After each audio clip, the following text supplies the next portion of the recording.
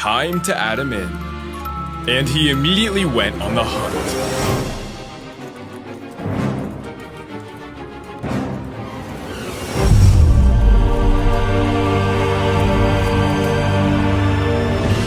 By day 99, life was in perfect harmony. Yet, the animals were outgrowing their desert home. I decided to move them all out and end the simulation once and for all. Why does the sun go on shining? Why does the sea rush to shore?